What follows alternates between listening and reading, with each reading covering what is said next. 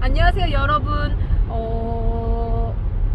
오랜만에 지난번에도 저희가 그 작가 작업실 갈 때, 현남 작가 작업실 갈 때 이렇게 고속도로 같은 곳을 가면서 이런 뷰, 이렇게 한없이 달리는 눈 오는 날의 뷰와 함께 미술 이야기를 했듯이 오늘도 한 15분 정도 함께 가고 있는 컬렉터가 그때랑 똑같아서 제 유튜브에는 여러 친구들이 등장하는데 다 별명으로 이제 등장을 할 건데, 아니 그러니까 쌤이라고, 아니 그러니까라는 단어를 자, 오늘 제가 하고 싶은 이야기는 제가 너무 민망해서 자꾸 눈을 못 마주치는 건데 다시 마주쳐야지.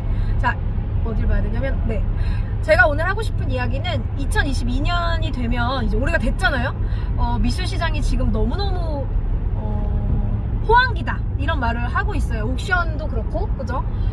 심지어 가을이 되면 프리즈 아트 페어가 오기 때문에 되게 홍콩 다음으로 아시아에서 되게 집중하고 있는 것 같아요, 한국을. 더불어 작년과 올해 정말 많은 메가 갤러리들이, 외국 갤러리들이 한국에 들어왔잖아요, 그죠? 맞아요. 뭐 여러 가지 상황 속에서 우리 컬렉터 몇 년 차죠? 한 40년 차 됐나요? 태어날 때부터 40년 넘었군요. 오래된 컬렉터 선생님은 그래도 미술시장이 변하는 걸 우리가 최소 2번, 3번은 목격했잖아요. 어떤 이런 큰 그래프를 목격했잖아요. 아, 나 그 얘기하고 싶다. 제가 얼마 전에 무슨 책을 봤어요. 근데 진짜 그 얘기 할까? 그 책, 이상한 책. 그러니까 책 제목은 말하지 않을 건데 너무 놀라운 게, 미술시장도 부동산이란 주식처럼 호황기가 있고 불황기가 있는데, 너무 미술시장이 잘 될 때만 보고 책을 쓰면 거기서 뭘 사든 다 오르죠. 뭔지 알죠? 그러니까 마치 주식을, 우리 주식이 막 되게 좋았던 시기 있잖아요. 코로나 이전 이후 그땐 뭘 사도 다 올랐었듯이, 사실 미술시장도 그럴 때가 있는데, 그것만 보고 미술 컬렉팅, 아트 재테크 무조건 돈이 된다, 막 480배, 1000배의 수익이 있다, 한 달 보유하고 판다, 이런 거가 적혔어요, 그 책에. 그래서 제가 너무 놀랬고, 심지어 너무 자극적이라고 생각을 했거든요. 그러니까 자극적이라는 게 나쁜 건 아닌데, 그런 시장인 시기도 있지만 아닌 시장도 있는데, 이제는 막 뭐 예를 들어 다양한 직업을 가지신 분들이 아트 컬렉팅을 오래 하지도 않고 시장을 오래 본 것도 아니고, 단지 2, 3년 딱 보고 내가 보유하고 있던 어떠한 작품이 뭐 800배가 올랐다느니, 이런 것들만 자꾸 알려주면 오히려 잘못 알고 시작해버리면 큰일 나잖아요. 큰일 나죠. 그래서 제가 그 책을 보다가 진짜 입을 어머, 이게 무슨 일, 어떻게 이렇게 쓰지? 막 이런. 근데 이게 그 책만은 아닐 거예요. 여러 군데에서. 그렇죠. 최근에 이제 시장에 들어오신 분들이, 미술을 처음 컬렉팅 하시는 분들이나 뭐 이런 분들이 보기에는 너무 좋아 보이는 시장이죠. 무조건 뭐 사면 다 오르니까. 네. 그러니까 근데 그렇게 얘기하실 수 있죠. 맞아요. 일부만 보고. 근데 미술 시장 자체는 워낙 이 흐름이랄까, 이런 것들이 느리게 가는 시장이기 때문에 그거를 너무 단기간, 정말 1, 2년이라는 시간은 미술에서 되게 참 짧은 기간이에요. 그럼 초등학교 1학년, 2학년 겪고 다 평가하는 거랑 똑같은 그쵸. 거야. 그런 거랑 비슷한 거죠. 내가 3학년 때 친구들한테 미움받고 왕따가 될지 어떻게 알아. 그러다가 다시 4, 5학년 때 반장도 되고. 그러니까 하나의 긴 사이클이 있는데 네. 너무 좋은 것만 딱 보고 맞아요. 모두가 미술시장에 뛰어들어라, 이거는 좀 되게 위험하죠. 그래서 제가 근데 여기 나오고 있어요. 진짜요? 네. 요즘 오히려 최근에 나온 책은 잘 안 보고, 맞아, 옛날 책들을 조금씩 다시, 좀 좋았던 책들을 다시 들춰보고 있는데, 거기서도 그래, 우리 그 요즘 얘기하자. 요즘 상황에 딱 맞는 문구가 뭐였냐면, 잠깐만요. 네네. 이거 중요한 문구니까 이제부터 제가 또 핀마이크 안 쓰면은 댓글에 악플 달리고 그래가지고 핀마이크를 얼른 해보겠습니다. 자, 제가 그 문구가 지금 정확하게 처음 이거다. 문장이 생각이 나진 않지만, 사람들이 미술 작품이 아니고 시장에 대해서만 얘기를 할 때는 경계해야 될 때다. 뭐 이런 의미. 좋지 않은 징조였다. 좋지 않은 징조다. 그게 뭐냐면 가난한 컬렉터가 응. 훌륭한 작품을 사는 법이라는 거에서 나온 문장인데 저도 인스타에 올렸는데 사람들이 미술 작품보다 미술 시장에 대해서 얘기를 하는 것부터가 좋지 않은 징조다. 맞아요. 그쵸? 네. 그 말을 기억하시면 좋을 것 네, 같아요. 그게 지금 우리가 다시 한번 해봐야 되는 문제가 문장이지 않나라는 생각이 했고, 특히 요즘 딱 와닿더라고요. 그게 맞아. 옛날에도 그 책을 봤었는데 그때는 뭐 그냥 지나가듯이 본 것 같은데 이번 그 줄을 안 쳐놨더라고 제가 거기에. 근데 이번엔 다 그때 내가 처음에 볼 때는 시장에 대해서만 얘기를 하고 있지 않았나 봐 사람들이. 그래서 내가 줄을 안 치고 넘어갔는데 이번엔 문장을 밑줄을 딱 두 그었지. 줄을 치고 막 별표를 치고 막 사람이 그렇게 맞아. 되더라고요. 그러니까 그런 게 지금 상황이랑 이제 딱 맞아 떨어지는 그런 문장이었던 것 같아요. 근데 미술이라는 거는 본질은 그 미술이라는 거의 가치는 작품에 있는 건데 그 본질 자체는에 대해서 사람들이 얘기를 하지 않고 이제 그 가치, 시장 돌아가는 상황 뭐 이런 것들에 대해서만 얘기한다는 건 실은 뭐 좀 좋지 않다는 게 굉장히 공감이 가더라고. 자, 그러면 근데 우리 지금 어디 가는지 설명을 했다. 저희 지금 어디 가죠? 아, 저희는 지금 지방에 있는 네, 가까운 외곽에 있는 네. 한 친구 컬렉터가 300점이 있어요, 이 친구가. 근데 저희도 처음 가보는 거예요. 그래서 300점을 소장하고 있는 90년대생. 그쵸. 와, 컬렉터한테 갑니다. 그러면 선생님, 네. 2022년에 미술 시장에 대해서 우리가 뭐 진지하게 패널 토크는 아니지만 네. 솔직히 원래 모든 진짜 찐 이야기는 이런 데 나오는 거니까 그쵸. 컬렉터로서 네. 어떻게 생각하시는지를 좀 알려주시면 좋겠습니다. 아, 예, 저는 첫 번째는 좀 전에 얘기했던 그거. 그래서 조금 더 우리가 지금 호황이라고 생각돼서 조금 가격적으로 사람들이 뭐라 그러지? 조금 더 비싼 작품들이 많아졌잖아요. 네. 시장이 되게 좋아져서. 네, 비싸졌지. 예, 비싸졌죠. 한 2, 3년 예, 전에 예. 그 가격이 아니었는데 예. 그리고 2, 3년 전에 유찰되던 것도 그쵸. 지금은 막 다 낙찰이 되고 네. 올랐다고 하시고 나는 그런 블로그도 봤어. 우리가 2, 3년 전에부터 알고 있던 작가인데 그 당시에는 그 작품들이 유찰이 됐는데 이제서야 이제 뒤늦게 시장에 들어오신 분들이 사신 거예요. 사시고 한 몇 달 지나서 똑같은 작가의 다른 시리즈가 얼마에 거래되면 그냥 한두 달 사이에 그런 거 뭐라 그래? 수익률이 뭐 400%다라고 적어놓고 좋아하시고 네. 근데 다들 진짜 모르시는데 진짜 호황기 때 좋았던 가격 다 떨어졌잖아요. 그쵸. 예. 그래서 저는 그런 것들을 몇 번 이제 오르락 내리락 하는 것들을 몇 번 봤으니까.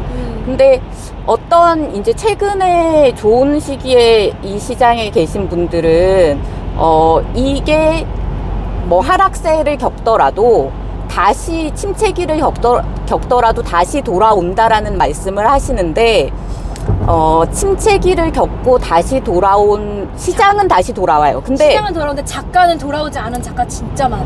돌아오지 않은 작가가 더 많죠. 진짜 너무 많죠. 그 당시에 네. 막 7, 8천만 원 했던 네. 거 지금 진짜 700만 원, 800만 원에 그쵸. 옥션에서 떨어지셨는데 문제는 다시 회복이 안 작품의 가격이 회복이 안 된다는 건 얼마나 슬픈 일이에요. 그 작가한테는. 너무 슬프죠. 그리고 그 작가를 좋아했던 컬렉터들한테도 상처예요. 맞아. 네.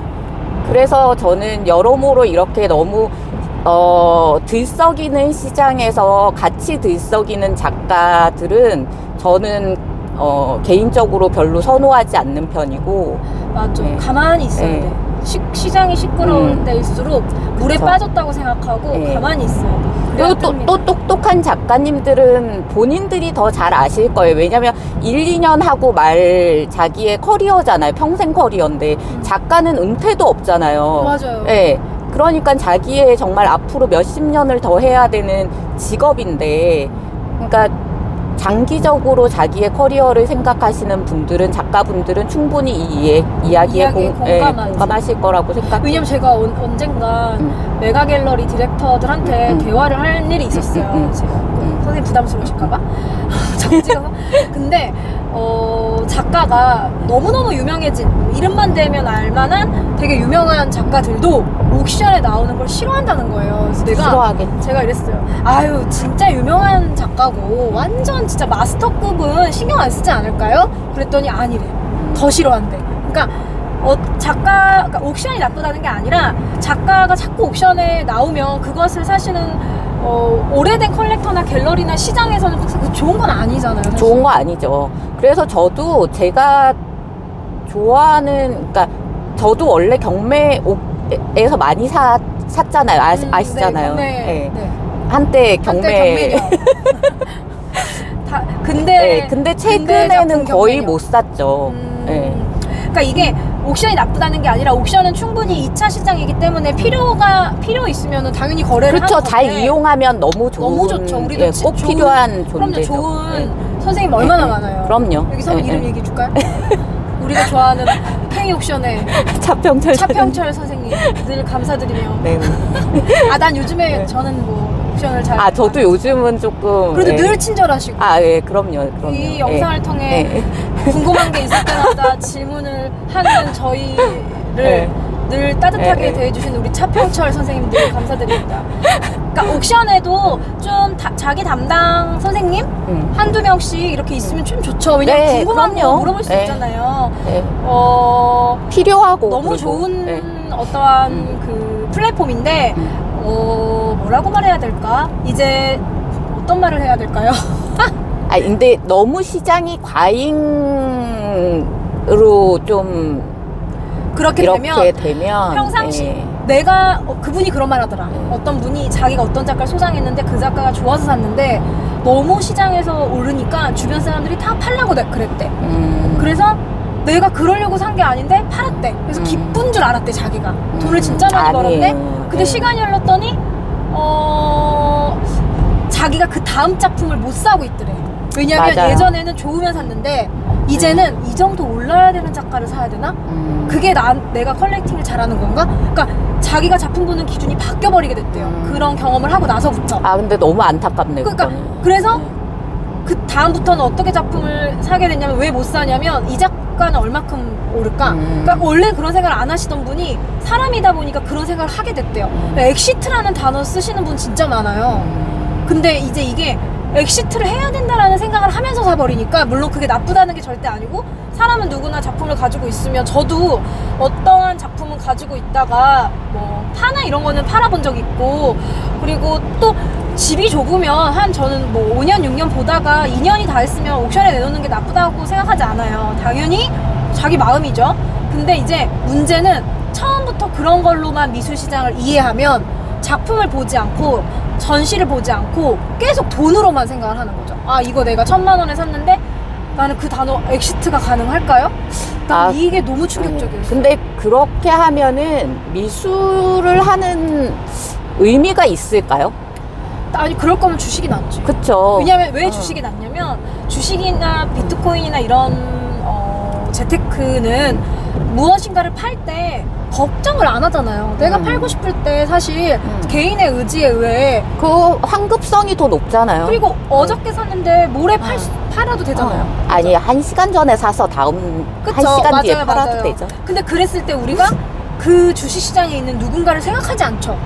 그치. 근데 미술은 어떠냐면 작가가 인간이기 때문에 사람이기 때문에 함부로 그렇게 막 나는 책에 한 달 보유하고 팔았다는 걸 그렇게 자신 있게 쓰는 것도 이거를 초보들이 보면 당연히 미술 작품을 한 달만 갖고 있다가 팔아도 되는 줄 알 거 아니에요. 근데 그게 안 된다라는 법은 없지. 그죠? 법적으로 규제는 없지만 작가들은 불안해하는 작가들도 많고 진짜 신경 안 쓰고 뭐 어때 이런 작가도 있는데 멀리 볼 때는 아무리 마스터여도 자기 작품의 가격이 계속 옥션 기록에 남아서 쫓아다니는 거를 그렇게 좋아하진 않는다고 하더라고요. 대부분 진심으로. 싫어하죠. 네, 그래서 그래서 옥션도 낙찰 기록을 닫아놓기도 하잖아요. 하지만 또 돈 내면 다 보여주잖아요. 그런 건 시장 조사는 해야 하지만 옥션 기록이 무조건 작가의 가치라고 말할 수는 없죠. 그래서 나도 요즘에 그랬던 분이 이제 강의 들으러 와서 자기가 진짜 이런 사람이 아니었는데 한번 그렇게 비싸게 팔리고 나니까 집안 사람 모두가 기대를 하고 부모, 부인, 뭐 가족들이 다음 건 뭐 살 거야? 막 마치 어떤 그 막 열차에 올라타는 것처럼 그래서 좀 다시 마음을 다잡고 싶다. 그러니까 이게 왜냐면 부담스럽죠, 자기도. 한 번 이렇게 잘 팔리면 다음 것도 또 잘 되려나? 근데 절대 그렇진 않잖아요. 그럼요. 아니 그러려고 하는 거 실제로 아니지. 경제적으로 이것도 참 산출하기도 쉽진 않지만 투자적으로 성공한 컬렉터는 제 5%가 안 된다고 들었거든요. 그러니까 나 같은 사람은 그냥 다 쓰고 망하자.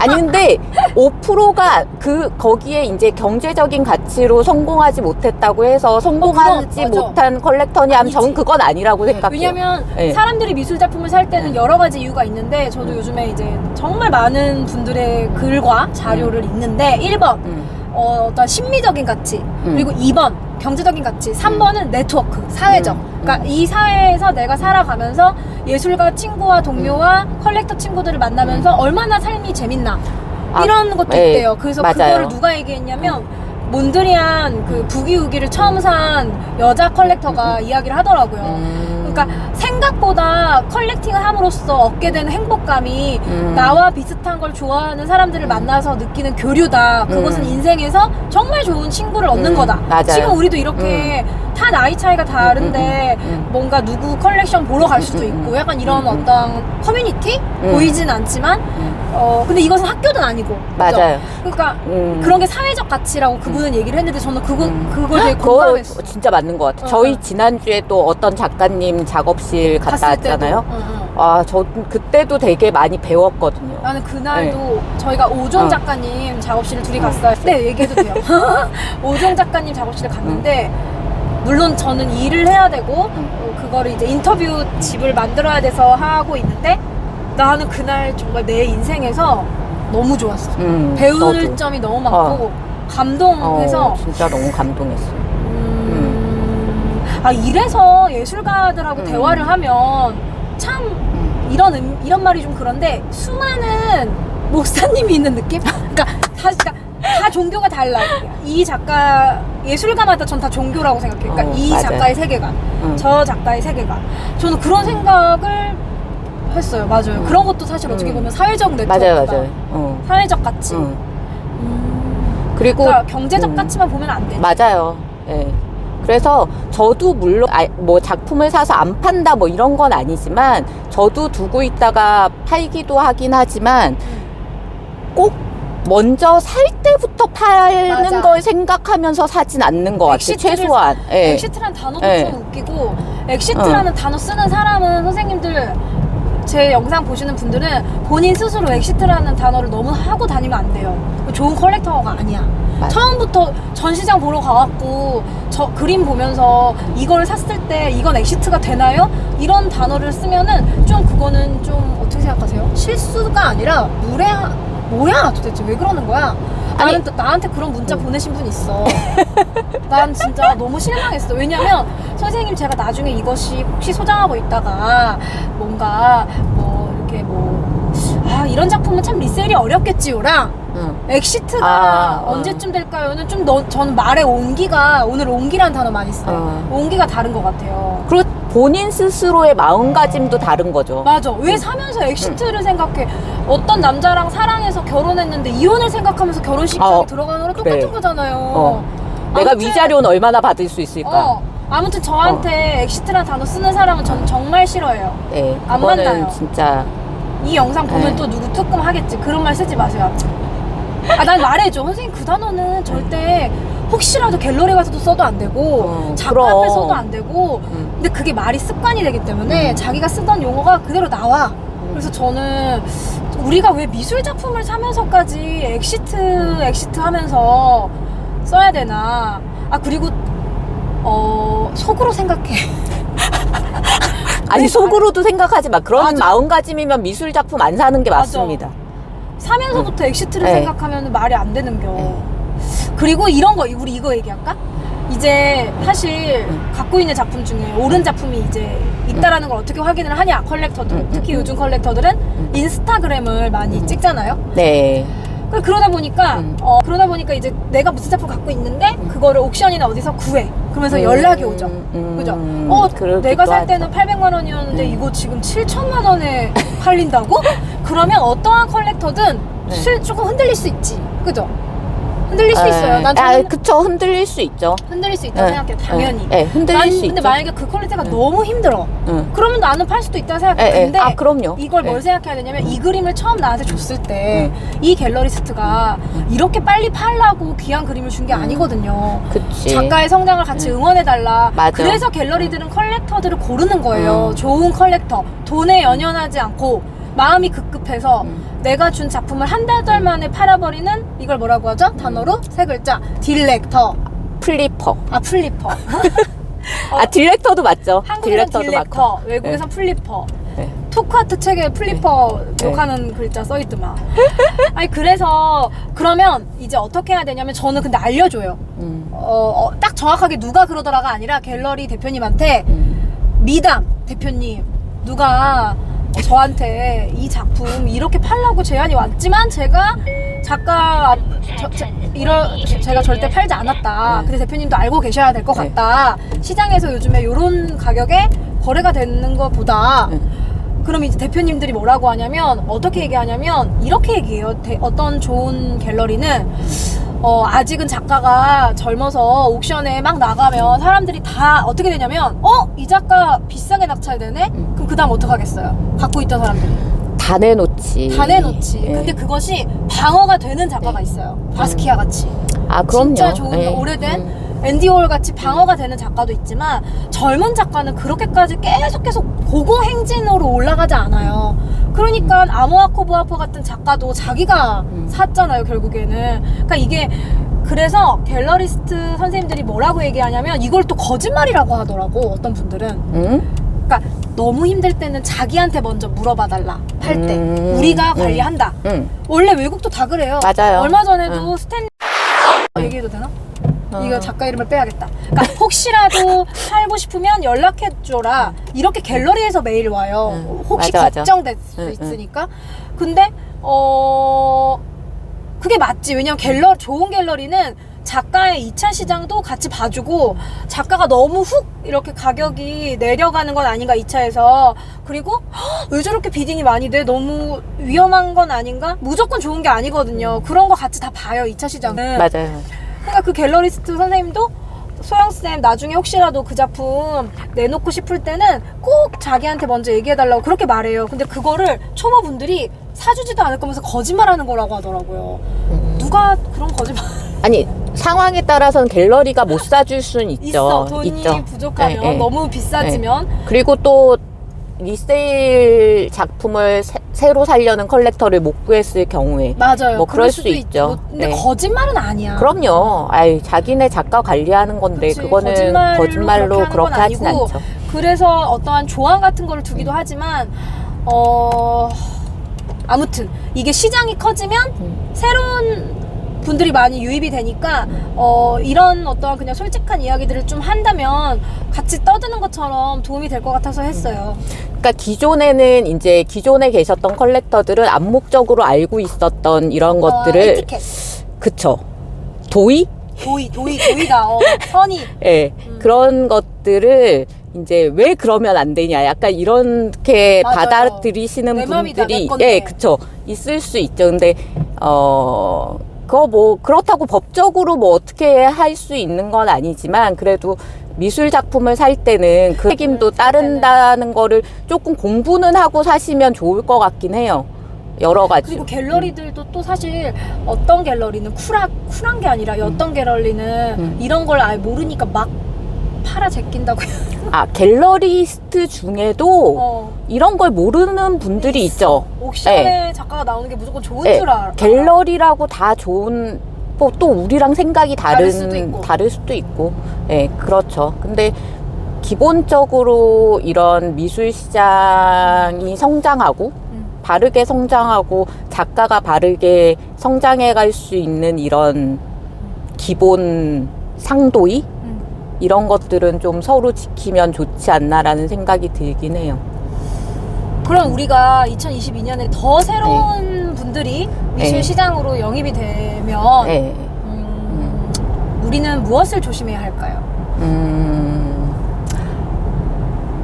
우리가 조심한다기보다는 새로운 유입되시는 초보 컬렉터 분들은 너무 이 사람들이 하는 얘기에 휩쓸리기보다는 본인이 어떤 의미로 자기에게 어떤 거가 좋아서 미술을 컬렉팅 하는지를 좀 먼저 생각해 보셨으면 좋겠어요. 그래서 진짜 작품이 이 미술에서의 본질이라고 할 수 있는 작품이 본인에게 주는 의미?